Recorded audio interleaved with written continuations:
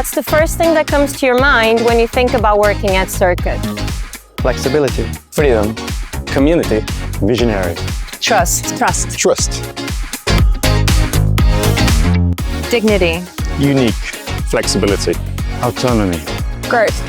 Perfect mix between a startup and a bigger company.